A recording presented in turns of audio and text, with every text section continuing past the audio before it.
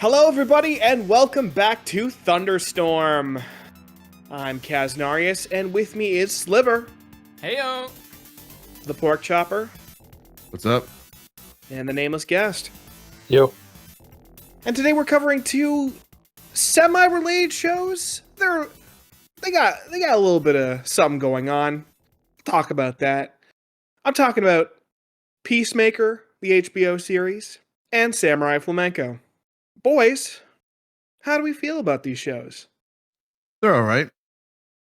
I mean, I enjoyed both of them. I, in particular, really do like Samurai Flamenco. Yes, Samurai Flamenco is primo.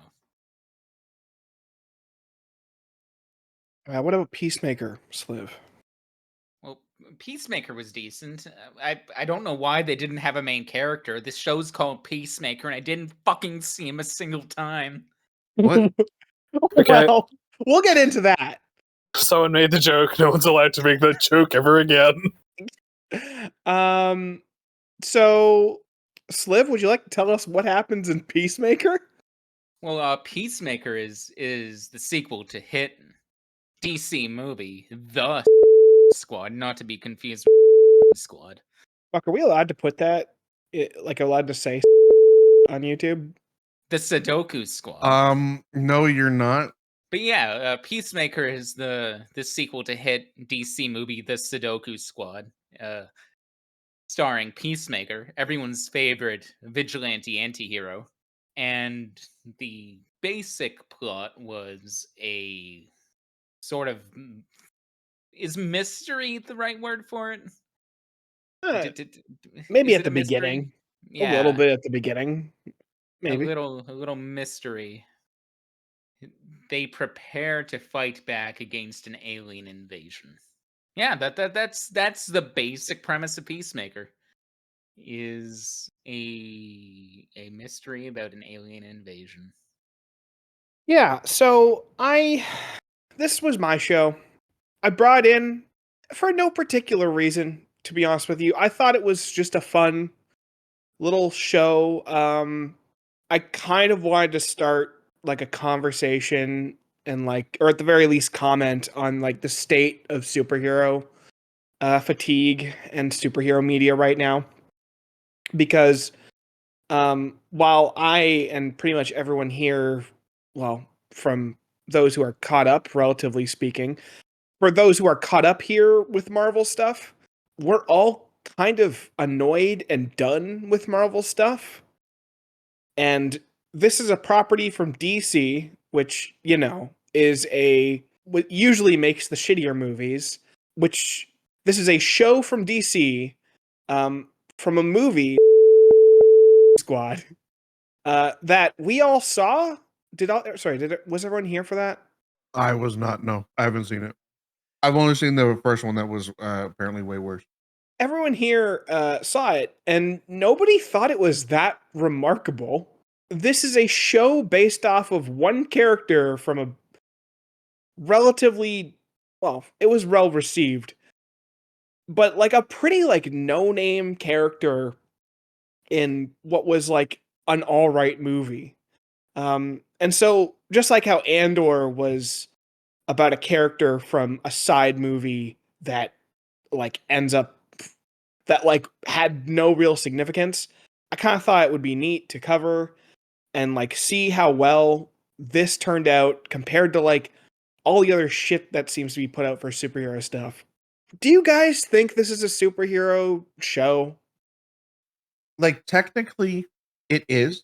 But one of the reasons why I was able to enjoy this, because I'm really tired of superhero shit, is because it's so unsuperhero, right? Like, it's vulgar, it's extremely gory, and it's just really like crass, kind of like lowbrow humor. I don't know. For me, it has like a entirely different vibe than some of the other shit, like the Marvel shows, for example.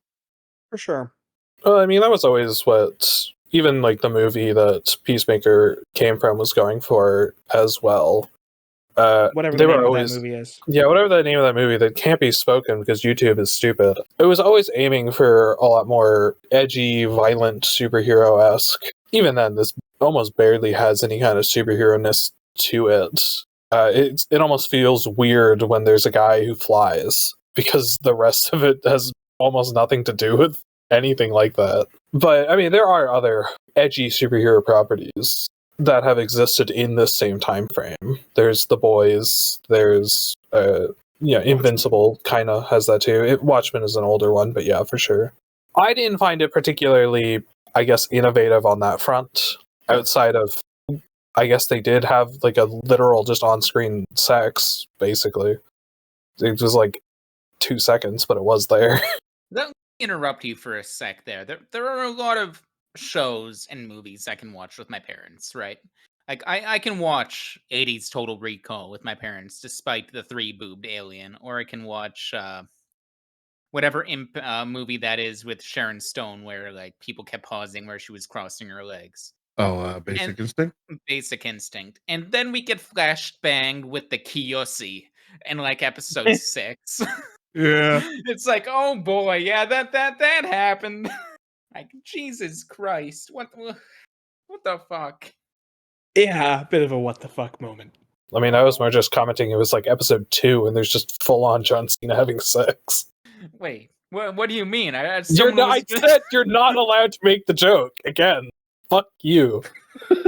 See, the really sad part is like I thought that was like some kind of commentary on like the other characters taking the spotlight, that I had no idea what he was talking about. But now I understand the joke, and I double hate you, Sliver. Yeah, it was way funnier the other way around in my head. Are you guys that dense? Sometimes, yes. Yeah. I don't know. I think just like how I kind of enjoy shit like Has Been, well, not Has Been, Hell of a Boss. I just sometimes just got a little, just want a little bit of lowbrow shit. Just say fuck and don't give a shit and have fun. And this show has fun. There's a lot of stuff coming out nowadays, and just a lot of things in general that are like really hyper sanitized. Example, we can't mention the name of the movie that one of the main characters is from, because YouTube wants to sanitize things, so we can't mention that whole name. That's true. We could say the Unalive Squad. Yeah, the Unalive, the Harakiri buddy. But and it is kind of nice to watch something that is just okay with being vulgar, gross, and bloody and crap like that. It is kind of nice to see that every now and then, because there is just so much hyper sanitized stuff out there right now that's actually a little annoying. How do we feel about Vigilante? Vigilante was funny. I liked him more when he had the mask on, like 90% of the time. That's just because I think he had a cool mask. Yeah, he's got a fun suit. Got a cool looking suit. Vigilante was incredible. Yeah, really funny character. The fact that he like does not understand emotion and does not know when to shut the fuck up in like something that is supposed to be an emotional scene. That was great. I connected with Vigilante on a deep and personal level. That's a bit of a problem. Dude, you have to go see a fucking therapist. Tell me about it. Yeah, his whole suit, it's just Snake Eyes from G.I. Joe. It's just what it is with a red visor. Oh, I mean, yeah, basically. But yeah, no, he's funny. He is completely oblivious to any kind of emotion going on, and just wants to kill people and hang out with his good bro Peacemaker. Yeah, I don't know. Just seeing these two interact is just such a joy. And like Peacemaker's obviously dumb, but like seeing somebody somehow be less socially aware than him on screen, just so many scenes that like fucking cracked me up with those guys. I mean, I do. There's a scene like really early on that I really like where, Peacemaker's just gotten home and Vigilante is like broken in or some bullshit. I forget the exact context. But after Peacemaker blowing him off for like a while, Vigilante just says, I've been saving up a whole ton of appliances since you've been in jail. And then it smash cuts to them blowing them all up in like this weird montage. It's great. It kind of characterizes them both decently well. Peacemaker, it's clearly showing throughout that he's trying to be better, but he's still, he still loves violence. I think the main takeaway that I got was like Peacemaker is definitely still Peacemaker by the end. He hasn't really changed, but I think what this show did was make me care about him than coming out of that movie. I thought it was like seeing him interact with his father and the relationship he develops with these characters, and seeing his past and the things that changed him. I think that really went a long way for what was and kind of is a one-note character. They really did add some layers to him, even if if there is a season 2 to this, I expect it to be the same bullshit. Well, I was going to say, I mean, he does change as a character. They do pretty much explicitly state that if he was who he was at the beginning of the movie, he probably would have gone with the Butterfly's plans, right? He probably would have seen it as just That's a true. means to an end to acquire peace. But throughout it, he has kind of changed his opinion on this and what it's worth and what you would have to sacrifice to get it. And also just what he didn't actually help that much in the grand scheme of things. Because, I mean, in the movie, I kind of viewed him as... Because I didn't even know about that character before I watched the movie. So I just kind of assumed he was this kind of parody joke version of Punisher, basically. Because that's kind of what he was. He killed people. he violently killed criminals. That was his thing, and that's what the Punisher does as well. Although the Punisher's, I think, is supposed to be viewed a lot more seriously. So I think he does develop as a character. Obviously, there's a lot of development with his dad and literally standing up to his dad. I did not actually expect the neo stuff going on. Let's use the phrase white nationalist. Yeah, maybe a good idea. Because Sure. that is also a YouTube forbidden word. I hate YouTube. Yeah, fair enough. How do we all feel about those being some of the bad guys? I really enjoyed Robert Patrick's portrayal as Augie Smith, as I keep forgetting the name of his masked villain thing. And The White Dragon. Devil. The White Dragon, yeah. Yeah, the bad dragon. Yeah. I kept expecting it to be White Devil, but it's White Dragon. No, but Robert Patrick's getting the respect he deserves again, and I'm all for it. Yeah, no, I thought he was pretty good.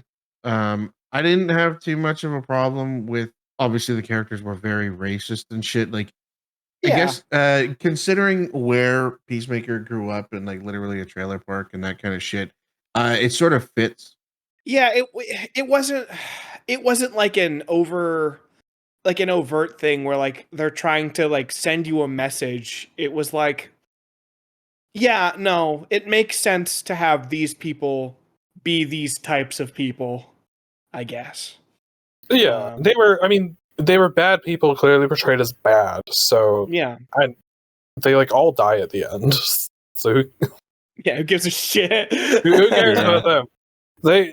A lot of the time they felt like this side plot purely for Peacemaker's character development and nothing to do with the main plot. Because the main plot, they don't interact with the butterflies at all. Except I assume a few of them got taken over because a few of them were in prison. But yeah, that's true. Speaking of nothing characters, fucking Judo Master. He was just kind of there. Yeah, he was he was a Kick-ass kick-ass advertisement for Flamin' Hot Cheetos. You're right. He was a great advertisement for Flamin' Hot Cheetos. But I don't put Cheetos. Yeah. I don't think they mentioned at all what Judo Master's motivations were. All we know is that he was hired by the Senator. They did. The butterflies told him their plan and he agreed with it. Oh, okay. That's it. That was his entire motivation. All right. It's not. I was waiting anything. for something more, but no, there wasn't. So yeah, I didn't miss much then. 3 foot tall little bastard. Ah, he's great. He's a little fine guy. I figured you'd relate to him. He totally killed those guys in front of the 7-Eleven, right? Yeah. Potentially. Yeah, Yeah. pretty much. Fuck them. They were shitheads. Kill Yo, them. they're typical Subaru drivers, am I right? Yeah. If we're talking about characters, let's talk about the team, I guess, outside of Peacemaker and Vigilante. Yeah. How do we feel about the rest of the team? I liked oh my god, I was about to call her Obadiah. Fucking what the hell is it? Adebayo? Adebayo. Yeah. I I liked her because she how do I say this? um it was a little weird that she was put on the team in the first place. I guess Amanda Waller is just a fucking idiot to give her daughter this kind of mission. But Well, no, it's explained why she gives her daughter. well, yeah, I get it. Just to like fuck them over later. But like she doesn't like really bring all that much other than like emotional heart. But I also found that I actually really liked a lot of her conversations with Peacemaker, where they would kind of bounce off of each other and like chide each other. Yeah, they would kind of again, how do I say this? She would kind of play at the fact that like, you know, he was a white out of touch guy in like a fun way. It wasn't like a it wasn't like a fuck you change. It was like a you're this way and I'm going to make fun of you for it, and they've got a dynamic going between them. And I like that. You know, I generally liked their interactions and their like friendship by the end. Yeah. In terms of her not being good for the team, obviously she wasn't like super martially adept or anything like that, but she was the one who put the pieces together to find like where the factory was. Yeah, that's true. She did do like, some decent investigation work, so it was shown that she was smart and somewhat capable. Just, I don't know. Man, it does feel like she was put in there with like literally no skills, but apparently she was trained with guns, which she does kind of show at the end a little bit. Seems like it at the end, yeah. Yeah. She fires like 20 shots without reloading. That's pretty impressive. It's always impressive when you can just add bullets to your gun. Yeah. I think when you get good enough with guns, you just do that naturally. They just appear in your magazines. It's just a perk in her character skill tree anyway. Yeah. That's the next member of the unalive squad kills the Justice League. Oof. Yeah. I really need to start counting how many times people shoot guns before they reload in these kinds of shows. I never pay attention to it, but I feel like I should sometimes because it is a funny thing to notice. Yeah. What do you guys think about what the fuck is his name? John Economist. I think he dyes his beard. He fucking definitely does. Okay, I'll say this. I didn't think he was the butt of like every joke. And then I thought there was actually a really nice emotional moment where he has to admit that he does dye his beard and why he does that. And I was not expecting that from this show at all. That was like a really sad moment and kind of nice, actually. Yeah, I agreed. When I was watching, I was like, "Wow, this is kind of sad." Yeah, yeah. No, it was good. There's like a post-credit scene in one episode or something where a vigilante is making fun of him for how many corn chips he eats and calling him fat. But in the end, vigilante like says that he needs to take better care of his body because he doesn't want him to die in this like really kind of nice way. Yeah. It's like, what the fuck was that? This is part of his charm. Vigilante is such a weird character. Great. Great. Fucking committing crimes to get into prison. I did not understand what the hell he was doing when he was just trying to drag this fucking trash can. Oh, no, that was completely obvious that he was just doing something to get into jail. Yeah.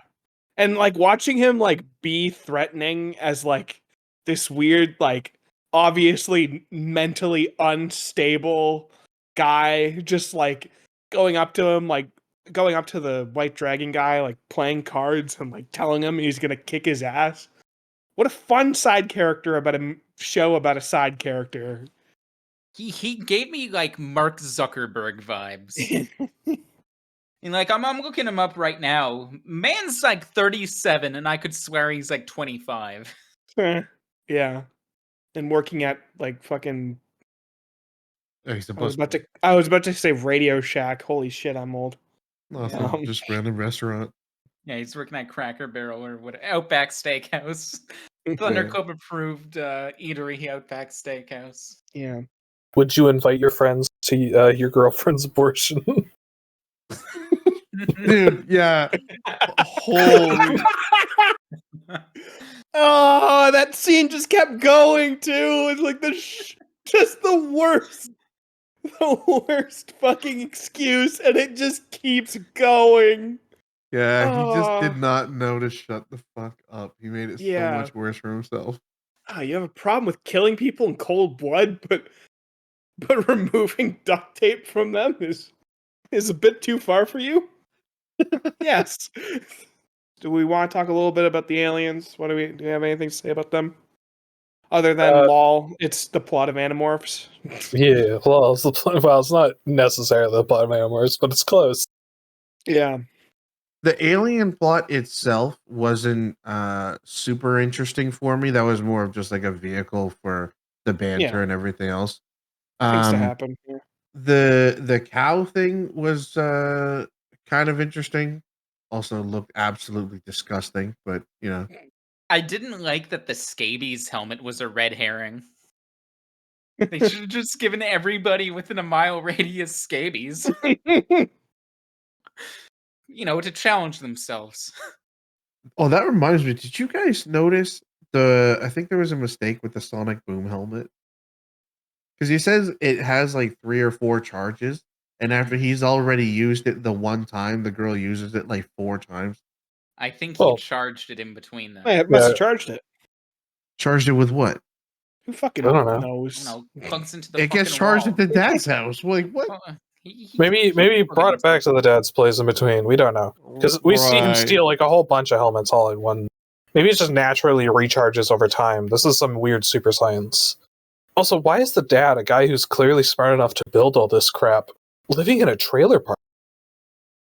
I mean, I know he wasn't living in a trailer park at the time of the show, but in like all the flashbacks and stuff, why the fuck were they living in a trailer park? He's so fucking smart. That is a really good question. And like they were taking bets on the kids fighting in the pit, and it's like, you're literally a fucking genius. Why are you here? Maybe he got money from the bad people. I don't know. I don't know. Yeah. Whatever. I guess he just liked it. Maybe. It was a hobby, okay? He enjoyed watching his children beat each other up, and then got mad when one of them died. Yeah. Some people paint Some people paint Warhammers. Some people put their children into cockfights and live in fucking trailer parks. The best character was obviously Eagly. Yeah, the fucking stupid CGI eagle. Yeah, the eagle What are you that talking fucking about? choked at the most important part. They trained a real eagle to hug John Cena, bro. Yeah. Right. Yeah. You didn't just see it? The eagle hugged him. Whenever there's like a small moment where like the show made me feel something, I always remember that there's a stupid fucking scene of a dude walking in on a CGI eagle and it hugging him. I guess that's kind of the connection between these two shows, other than the superhero theme, is that they have CGI eagles? That's not true. No, exactly. They're both naturally funny, but they kind of want you. They do have moments where they want you to care, and do slow everything down to make that happen. Would you boys watch a season 2 of this? I would. Because I really like the whole vibe of Peacemaker's character with like all the 80s hair metal shit, and then it's never the wrong time to rock. I really enjoyed all that. That was cool. Yeah. James Gunn always has a good ear for soundtracks, so oh yeah, definitely. I definitely vibe with that shit too. I'd probably watch the second season, I guess. Typically speaking, if I watch enough of anything, I'll just continue to watch more of it as it comes out. Yeah, no. Overall, I thought it was good.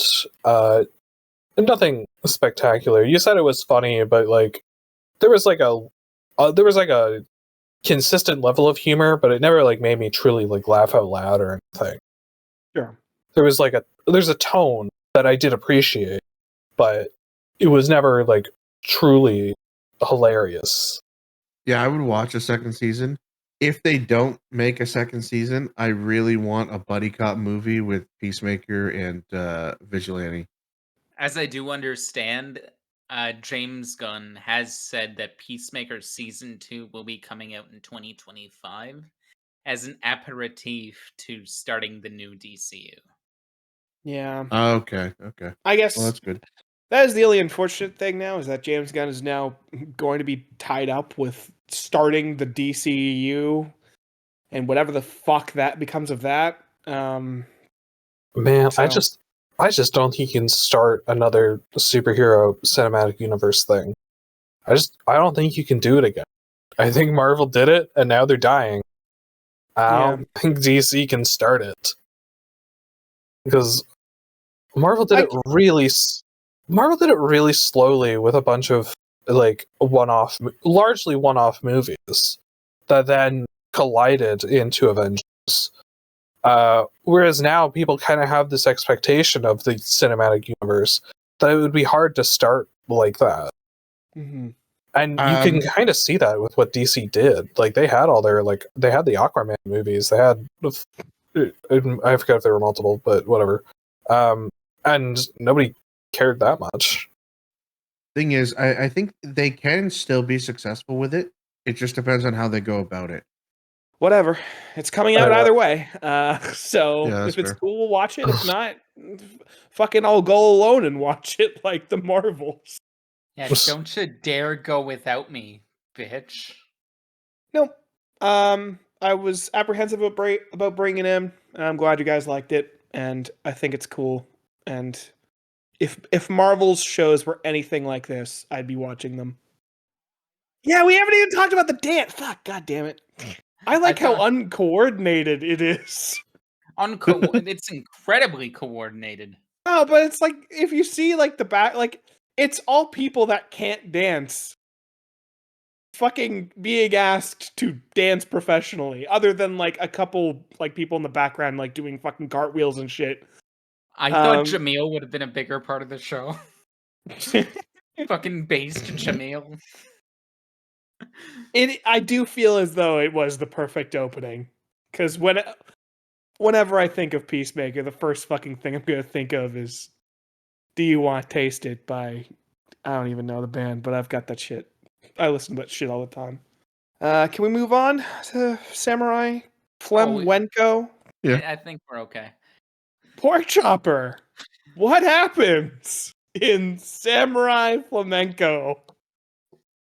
So the Cliff Notes version is it's basically the entire journey from this dumb kid that wants to be a superhero and starts from nothing when he's just going after petty shit like putting the garbage out at the wrong time, to fighting actual criminals, to fighting like fucking monsters and aliens and shit in outer space, to then in like the twilight years of his career when he's like kind of over it and shit. And then he's sort of it's like fighting with like himself at the one point. It's a ride. Yeah, it's kind of crazy. Yeah. Samurai Flamenco is a wild ride. Yeah. I'm just gonna state this now because this has been on my mind the entire time we thought of the concept of this Thunderstorm. PorkChopper, how'd you feel about it? I did really enjoy it, though if I'm being honest, I think all the different events and the amount of time that they went through for 22 episodes is probably a little bit too quick, a little too much. If you know what I'm saying. Yeah, That's fair. It is a very fast show. Yeah, it's like a pacing thing. After a certain point, especially like after episode 7, when the the gorilla shows up, things speed up pretty dramatically. The real Samurai Flamenco starts here. Now, there's this doesn't bother me because a lot of what Samurai Flamenco is referencing is things like Kamen Rider and Super Sentai. And because I've seen a lot of those, I kind of get what they're going for, and I'm okay with them skipping past some stuff. Like, I don't... Because the section where he's fighting against torture, where he's still Samurai Flamenco, he doesn't have the team yet, and he's against the organization Torture. That is clearly like referencing the original Kamen Rider, where Kamen Rider fights against the evil organization called Shocker. And there's a lot pulled from there. And those shows are typically like 50 episodes long, Monster of the Week kind of stuff. So it made a lot of sense when they skipped through like so many monsters so fast, because we don't actually need to see that. And because this is a Japanese show and these are pretty much staples of Japanese children's media, everyone would kind of, the audience that they expect to watch this would already know a lot about it. So they don't need to go on. I'm going to pause you there. PorkChopper, do you know what Kamen Rider is? Yeah, I've heard of it before. I haven't watched it, but I know what it is. Okay. All right. Yeah. Well, you know what Power Rangers is, and that's that's the type of show. It's called tokusatsu, is the like genre name. So because of that, I never felt the pacing was like too bad, and I felt that if they had lingered on any of those for much longer, I think I actually would have made it a little worse. I think part of what I really like about that show is just how it accelerates, is what I would call it. The show continually gets faster. I'm going to agree with that, just because this was technically my second viewing of Samurai Flamenco. I found that when we got to like fighting Monster of the Week parts, like I definitely wasn't as excited for that as my first time viewing it. Because the first time it's like, okay, well, fuck, like I was watching Kick-Ass and now I'm watching Power Rangers. Where are we going next? Early on, you dropped the idea of the Flamengers on me on my first viewing, and I'm like, oh, fuck. So I had that to look forward to. But a lot of monster fights, they're not that exciting. Like, it's a lot of like do the big move and attack. There's not really a lot of I would say like battle genius. That's not the word I'm looking for. Like battle intelligence. Okay, you're maybe looking for like fight choreography kind of stuff. So Samurai Flamenco, I would not say it's a show that has particularly like super well animated and like detailed fight scenes. Most of the show is largely about what's going on around the fights. The fights happen; they have to happen for the story to progress. But it's largely about Samurai Flamenco being a hero and how that affects him and the people around him, and how it ultimately affects the whole world, since he's literally like reality warping the whole world by accident. Because it was a fucking normal world until that point. Again, I get why they aren't the focus. It's just, it does make the show harder to get through at points, I'll say. Yeah, sure. I mean, obviously there could have been more detailed and interesting fights and stuff. But that would make episodes last longer, and thus we would need more episodes. I mean, I think they could have just done a little bit less and just not skim through as much of the stuff that they did. I mean, I'm personally pretty happy with where it's at. For the record, I do really like the show. I see a number of ways that it could have been a lot better. Because there is also another issue that I have with the show that I have with a lot of stuff, but it was kind of it popped up a bunch of times in this one. Oh, what's that? If you mentioned it, well, that would be like the idea of like a almost like a Deus Ex Machina.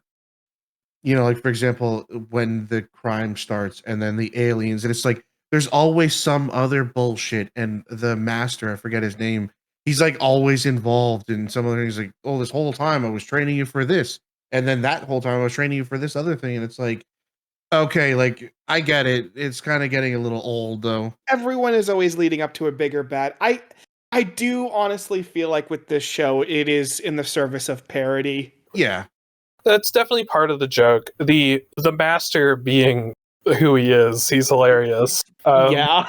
It was a lie, but it was a beautiful lie. His fucking him like fucking Flamenger Pink and like the whole just side joke of like his wife constantly being pissed at him for that. Well, he's done nothing. Pink is just in love with him. yeah, that's the vibe that I got, at least. Red Axe did nothing wrong. I always got the vibe that they fucked just because he seems like the type. He seems like the type to you could do be it. right. You could be right. He seems like the type. I don't think they fucked, but No. Pink definitely wanted it. no, But Pink definitely no. wanted to. No, Red Axe wouldn't betray his wife like that because he believes in justice. Also, you wouldn't want to piss off Lady X. Yeah, you know, never piss off Lady Axe. I love every fucking parody hero that shows up. They're amazing. Fucking Harakiri Sunshine. Harakiri Sunshine is hilarious. PorkChopper, do you know what Harakiri is? No, I've heard of it. I don't know what it is. It's a type of oh shit, we can't say that word! Okay. Oh my It's god! It's a type Japanese of real- unaliving. No! Yeah, it's the ritualistic unaliving where you slice open your abdomen. No! So when he's I- transforming, he's fucking doing the motion. Oh my god! Like sort of like seppuku. It's Yes! literally like the same thing. It's the Oh, okay, same thing. okay. It's just a different word for it. Yeah, I don't know what the technical difference is, but they're Oh effectively my the same. god, that makes that character way funnier. Yeah, that character's hilarious because he activates his super move by like pulling the thing on his belt, which is clearly the knife on his stomach. Yeah, going across the stomach. Oh, fuck me. Oh, that's funny. And like, there's a whole bunch of them, and they're all like pretty funny and great. And like, it shows the strange escalation throughout the series because they were clearly TV shows early. But then eventually, when we're in the From Beyond crap with the Flamengers, they suddenly just all show up and they're real now. Now, obviously, this just comes to the like end conclusion where Flamenco talks to God. How did we all feel about Mr. Justice? Mr. Justice was incredibly based. Probably my favorite hero, actually. Just like some fucker who just constantly tackles his discreet truck has a giant big fuck off American flag on it. Let me sing to put you at ease. Starts humming the American national anthem. Oh, Yeah, that shit was great. constantly talks in English, where he'll just like weirdly pronounce a fucking English word because he's American. Obviously, he'd do that. I completely forgot why he showed up at the end after they beat the prime minister. I honestly, I forgot from my first viewing, and I low key thought it was just like, oh well, Japan's defeated, now America's taking over, and we were just gonna like have to fight American superheroes now or some shit. No, it was even But better. no, it was even better. Yeah, actually, I think we've gone too far. Yes. We haven't talked about early flamenco. We haven't talked about telling people to not put their garbage out at night and only Yeah. do it in the morning. Yeah, but I really like putting my garbage out before I go to bed. It's so much easier than having to wake up early to do it. I do it But in the it's winter. against the but law. Fuck It's you. against the rules. Yeah, No, early stop stealing people's umbrellas, you sick fuck. Yeah, early flamenco is great for that. Just because he's Yeah. just like this little nuisance telling people to follow the rules that everyone like slightly breaks every now and then is not a big deal. Yeah. And that's kind of what Goto is supposed to kind of be about in that early section. Is that he is more of the average person he understands why it's okay to break some of these rules every now and then. But even then, he begins to truly respect Flamenco, especially after the fucking umbrella scene. The umbrella scene is great. He's chasing after a train on his bike, but he still stops for traffic.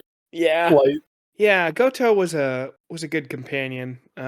Is a good companion. He's a good kind of a foil. Like he's a common sense guy, whereas her main character Flamenco, Masayoshi, I forget how his name is pronounced. He is weird and over obsessed being a hero and following the rules. And that's his only skill outside of looking pretty. He has nothing else to contribute to society at that point. I was about to say, do we also want to talk about the two lesbians and the smart one? Diamond, Ruby, and Sapphire. all my homies hate Mari. Fuck Mari. Fucking bitch. Mari sucks. In it for the wrong reasons. I don't. Yeah, she was in it for the wrong reasons. She was still funny as fuck, though.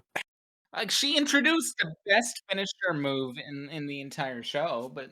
Well, yeah. You have to grind as well. It's not the same if you don't grind. Yeah. I mean, by and large, she wanted to be a hero as, like, basically a way to justify violence. She wanted to commit violence, and she was looking for, like, a justifiable way, which gives her some slight parallels to Vigilante, but in very weird ways, because he's, like, my favorite character from that show, and she's my least favorite character from this show. Yeah, I mean, she's, like, the first major escalation of the show, because up to that point, you know, Flamenco has just been telling people to not litter and shit. And then she shows up and pulls out like a spiked mace and literally beats the shit out of people. If it wasn't a cartoon, it would be very graphic. And then she's also just an awful person, but you know, whatever. The show forgives her for some reason. I don't. Her friends forgive her, but yeah, it does seem that way. But like, she just kind of sucks. Like I don't know. Like even after she like kind of makes up with Sapphire by the end of it, nothing's really changed. She's still looking to cause violence. She still didn't really learn anything. I do wonder if the show would be better if the Flamengers had her as part of it to maybe build her character up. Potentially. There is a large section where she just kind of disappears. Exactly. And it does feel kind of weird that after a bit, you just kind of like smash back into her storylines. Yeah. After just kind of ignoring her for a while. I mean, it's fine. I didn't care about her plot that much anyway, but I do like when King Torture just absolutely fucks her up, both physically and emotionally. Mm-hmm. Just absolutely destroys her entire being. Calls her out on being a fake hero. I'd say that kind of sums up a lot of the early stuff. So, PorkChopper, I do want to know, how did you react to Guillotine Gorilla when that showed up? When I saw that, I was like, what the actual fuck is going on? Like, where the hell does this shit come from? Like, this guy's like just fucking transforming. You see the gorilla, and then you see the guillotine. It's like, huh? Is this the same show? Yeah, episode 7. It's a turning point. It's either where people just strap in and enjoy the show, or they're like, okay, this show actually just fucking sucks now. I have to believe that those polarizing points are why this isn't like around the just looking around the internet. This is like a 65% show. Like, yeah, looking around online, but what I like to believe when I see those 6 out of 10s and I read all the reviews, because I did read a lot of reviews coming out of it, just to see how people felt, and I'm seeing all these dates like 2013, 2014, 2017. And I'm like, yeah, people are just hating on it because it's like, Power Rangers. I'm an adult. I can't like Power Rangers. I don't know. I did see a lot of people complain about like the tone shift. There's also just the fact that like it's a fun, good show. It's a wild ride, but I wouldn't necessarily actually say it's like superbly well written or anything. Oh no. No. This is not like a true like artistic masterpiece. It's just really fun. And thus there are some people that, you know, they won't care about something like that. That's fine. I don't really care what other people think because I like it. It's also something that, based on how it ends, you could never continue it. It could never get the season 2. That'd be stupid. There was one line in this show that like really got me thinking. I'm like, holy shit, that's kind of meta, isn't it? And that's when the Prime Minister said, if a falsehood is believed by enough people, it becomes the truth. And I'm like, holy shit. He's right. It's a little on the nose, but Yeah. they Just a weren't little wrong also. I mean, as long as it's a beautiful lie, that's fine. That's true. Yeah. I like King Torture. King Torture is cool. I like King Torture as a character. Great design. I like the design. I do like the idea that he shares that he's the other side of the coin to looking at and aspiring to be like those Sentai shows. He cared about the villains, and I forgot about Goto driving a car into a rocket. Forgot about that for a second. Yeah. It's great. Also, you remember that as he's driving the car into a rocket, he gets a text message from his girlfriend asking him to go on a date next week, which means he sent that text to himself as he was driving the car to the rocket. It's so funny looking back at some of the bullshit with that. But yeah, no, King Torture's cool. I like he cuts off his own hand and attaches the chainsaw. Yeah. Because he's just so dedicated. And also his plan, I mean, it kind of makes sense in a way. They killed themselves to spread the particles so that they could do the big thing. So it kind of works with the whole, like, they were kind of going with the Monster of the Week and people getting bored of the Monster of the Week. Because that's kind of what they were going for. They wanted people to start ignoring it. Yeah. Because they clearly were capable of doing much more devastating stuff than they actually did. Now, mind you, this was also kind of a joke about, you know, Kamen Rider and Sentai shows where there often are like middle sections where the Monsters of the Week have really dumb plans. And more is just like mildly inconveniencing people. Yeah. So, what do you guys think about the Flamengers arc when they're against From Beyond and they have government backing?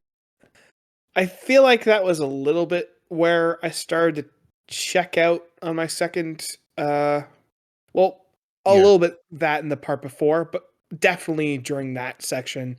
The funniest part of that section was them all arguing over who the fuck gets to be Red. Well, Red Axe fucking dies, but not really, but kinda. But seeing them argue over who's Red was wonderful.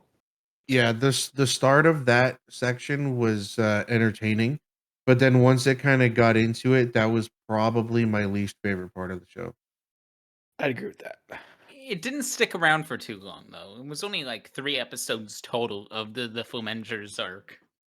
It is still 3 episodes. It's like an hour, which isn't the worst. But it didn't overstay its welcome, is what I'm trying to say. Yeah. The biggest issue I would say with the Flamengers for me is just that the team is not very well developed. They're very one-note characters, but they weren't really around for long, ultimately, so that's kind of what I think they were for. So, like, their personalities made it a bit of a hard time for our main character to be a leader, because up to that point, he had been a solo act, effectively. And that's, again, what ultimately this whole thing was our main character going through basically various wishes, and one was, I guess, to lead this kind of team. I don't like the Flamen Robo. I don't think it looks very good. Too generic. Way too generic. It looks like some weird amalgamation of like a Gundam and like what was it in one of the Power Rangers movies where they all like come together in this one like fucking giant robo. It almost reminded me of the idea of the Gurren Lagann where they keep like all building up into like the fucking robot one.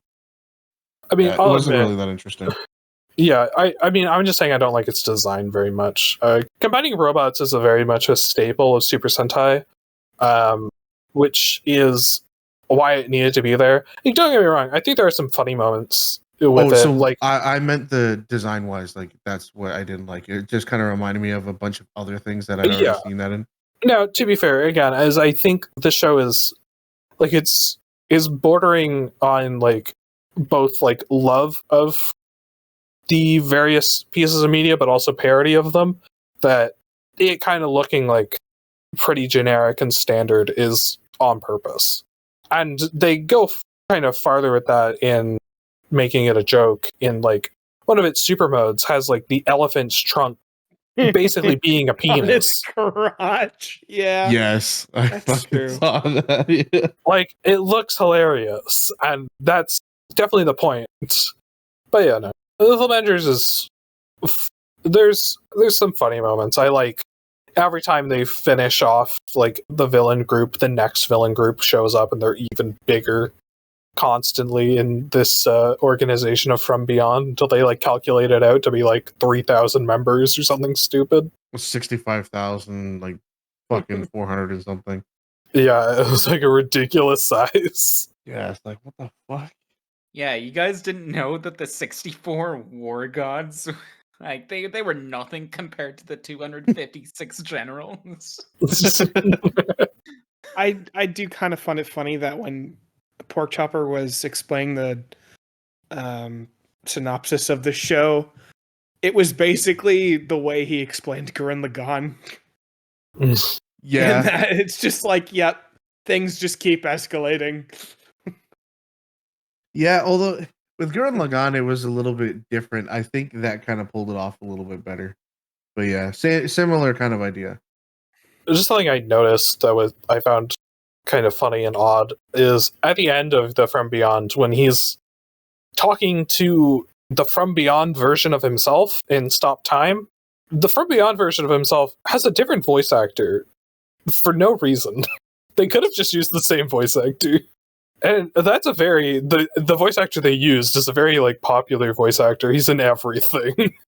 That seems like a very much a wait, he's in this kind of yeah, he's in for one episode, and it was when I saw that in the credits, I was like, what the hell? Why do they even use a different voice actor? And why is everything called a fucking flamenco in like every section of the story? Well, that's explained right at the end. It's actually not pronounced Flamenco. Yeah, Flamenco. No, it is not. Just like the nation, the fucking town of Eromanga in Australia means something different in Japanese. Okay, so PorkChopper, Eromanga is. I know what it is. You don't have to explain. Out of all the fucking things that you know what it is, you know what an I know what that is. PorkChopper. Yeah, I know what it is. So yeah, they save the world, and then the government is a bunch of assholes, as was expected. Mm-hmm. Yeah. No way. We hate the government, right? Oh, absolutely. Do not approve. I will not give him my approval rating. Hey, Pab. All politicians. Oh, politicians.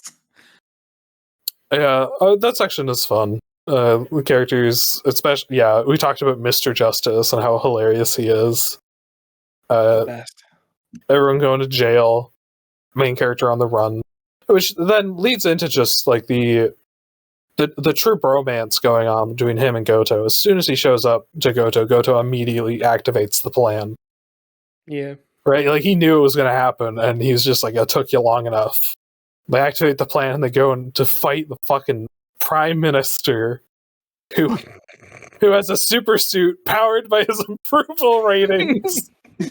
Yeah. Yeah, I would say the only unfortunate part about that area is just they solved the problem in the very classic cliche of you record the guy monologuing and send it out to the masses. I have seen so many pieces of media where someone is like tricking the populace or something, and they just get him to monologue while they have a recording device in the room or something. Yep. And that totally defeats them.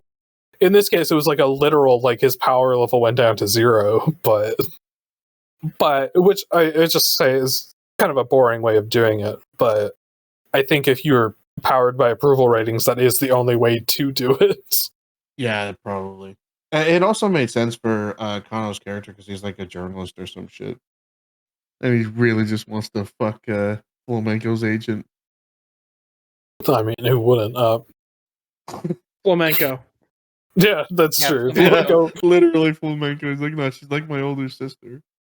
I love when he says that and just the fucking reaction that Diamond gives him to that. They beat the Prime Minister. And then the aliens show up. Well, Yeah.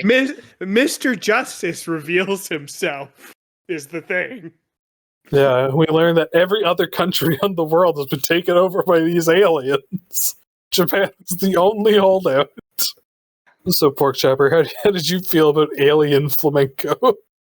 I mean, at that point, it was like, all right, well, we've done everything else. Yeah, sure, bring on the fucking aliens. There has to be a moment. There has to be a moment watching the show where it's just like, fuck it, mind empty. Yeah, pretty much. That section has some of like the best lines in the whole show. A lot of it is just the alien speaking English at points. The way he says "come on," Come on! come on. It's so weird. And then the one that we have probably eternally referenced among our friend group, the "sit down." And then probably one of my favorite lines of the whole show is your words may make sense, but my sense of justice tells me not to listen. When this show really is at its peak, when our character is absolutely just like senseless, stupid thought process just overrides everything else. Despite rejecting the like evolution gift, he uses it anyway to beat up the alien. Then they become giant and fight on the moon. And then after that, God shows up. God shows up and explains the plot. Yeah, again, like that wasn't even surprising. Yeah. No, there was nowhere else to go. I was honestly anticipating we're pulling back and we're seeing writers work like fucking filling in panels of this shit. My first time, I'm like, okay, like, how meta are we getting? Like, are we gonna see the fucking voice actors next? Yeah, we learn that it was all because the main character wished for this to happen. He wanted to be a hero. He wanted to lead a team. He wanted to like do like the wanted hero thing and then fight aliens. It was all Flamenco's desires that created this. All because flamenco is a mispronunciation of flamenco, which is a word that has a 0.0001% chance of granting a wish. So we just have to presume that at some point as a child, he heard about this Samurai Flamenco thing from his grandfather and accidentally mispronounced it as flamenco, granting his wish. Maybe? In a lot of shows, I would maybe call that a stupid contrivance, but in this show, it's great. Then we get to the weird part. The weird part that feels the weird part. I like it too. Don't get me wrong. But it is weird because we immediately de-escalate. We get to what is probably one of the most minor threats. What the fuck's his name? The kid. Yeah, the kid. I forgot his name. Oh, you've completely missed. Hello, let me introduce you Yeah, to yeah, my yeah. girlfriend. Well, that's part of this. It's That's all in during the weird the- section. Yeah.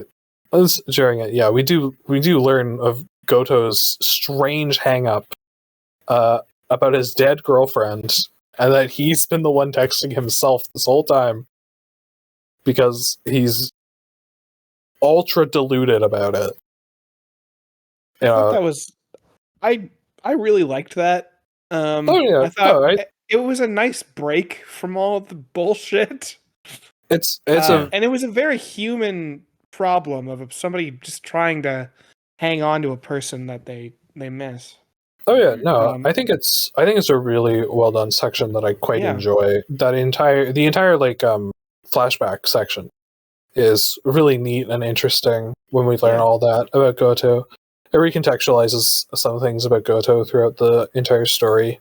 And what an interesting time to bring it up after After everything is done. everything else happens. And then it goes down to the threat in this arc is probably the most minor threat, ultimately. Like, it's a kid. Like, that's all it is. It's a kid that is off the grid. But is, like, kind of, like, some of the most serious threat presented in a lot of ways. I mean, he gets a truck to hit Red Axe and put him in the hospital.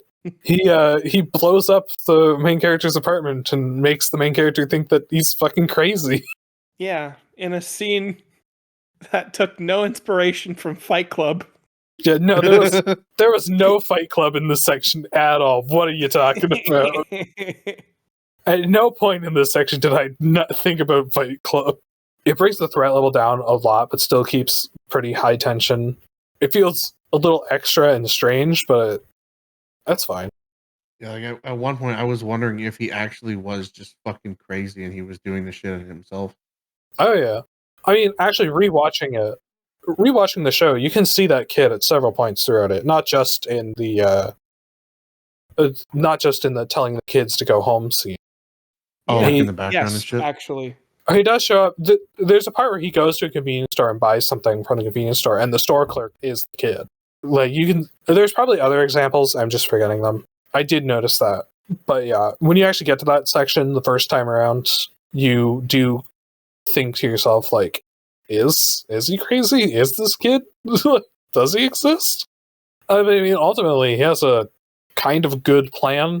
It's a good plan, and if it worked out, he would get what he wanted, which is to be killed by Flamenco. Or no, it was by Goto. He wanted to be killed by Goto. So yeah, to which it would cause like a deep trauma scar for Flamenco.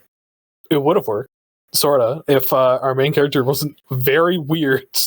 Fucking exposes himself in front of a child. I mean, the episode is literally called something like Samurai Flamenco Exposed, or just Naked. Naked Flamenco. Yeah. Naked Flamenco. He gets naked and tells his friend, "I'll be your girlfriend." Yeah, my mind at that point, I was like, what the fuck is going on? This is how we're ending the series. All right. Look, Red Axe told him that love is the last important thing he needs to learn as a hero. It's the I don't think strongest that's weapon. the kind of love he meant. But yeah, fucking getting naked. And that's the beauty of it, isn't it? Yeah. Our strange, beautiful boy thinks love is getting naked and saying that I'll be your girlfriend. And somehow it all fucking works out for him. Wait, that's not how it works? No, and that's why you have several restraining orders. Anyway. So I mean, in that scene, it is like a idea of love. It's his love towards Goto, not in a true romantic sense, but in the I'm literally willing to do anything for you. Do not commit this horrible act of killing a child, despite the fact that that child did delete your girlfriend from your phone. There is something there about love, and it takes more forms than just romantic. He just so happened to be naked while saying that. Well, I mean, have you seen that man? He's beautiful. He's a model. It's the only thing he's good at. It's the only thing he's good at until he became a hero. We never mentioned that all his weapons are stationary, so they're legal, which is funny. Quote unquote legal. Yeah. We see so much bullshit. Sorry, I just thought of that because I was thinking about his equipment being off. Oh, Fucking guy turns into Spider-Man every time he pulls at a tape measure. so stupid.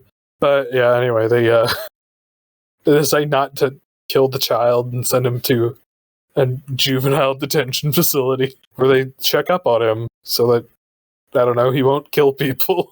And Goto kind of learns to be okay with his girlfriend being gone. But not really. Not really. I view it as a form of he's doing it in a more healthy way. He's not obsessed, right? He's doing it because he likes it, but not because he needs it. That's kind of my view of the ending to his character. Like, he's still doing it, but his girlfriend's on, she's on a trip, so she probably doesn't message him nearly as much or something like that.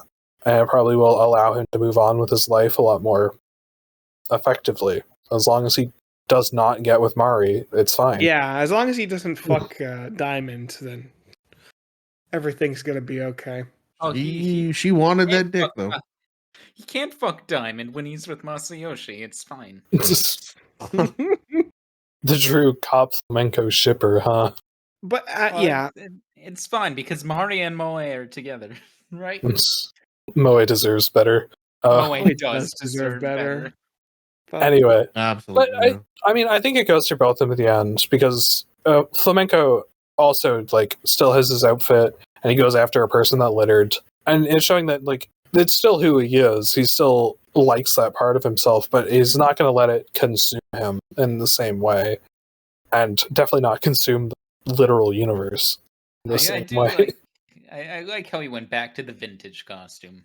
yeah. Oh yeah, the vintage costume. Nice. Yeah, that was my favorite one.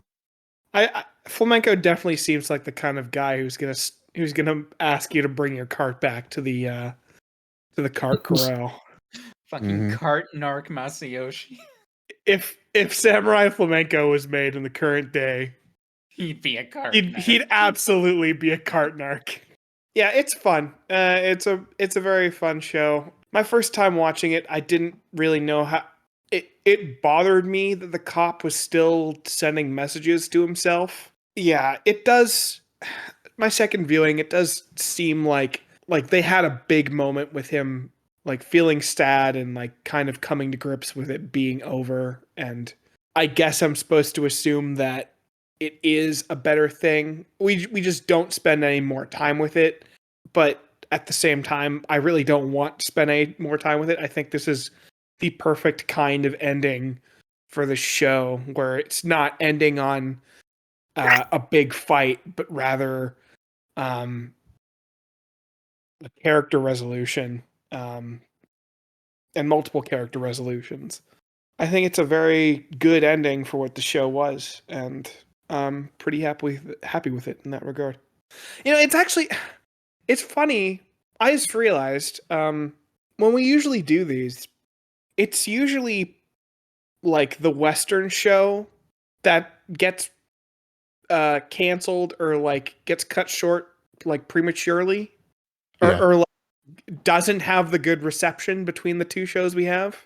I just realized in this case it's the anime that was the one that between these that people didn't jive with. Doesn't necessarily really mean anything because the show is cool, and maybe I'll watch it again in 10 years. I don't know. If you like us, feel free to subscribe. Feel free to comment. We'd love to hear your thoughts if you watched either of these shows, and we'd love to hear, maybe even take some recommendations for the future. I've been Kaznarious. With me, Sliv. Sit down. PorkChopper. See you later. And the Nameless guest. Bye. And we'll see you later.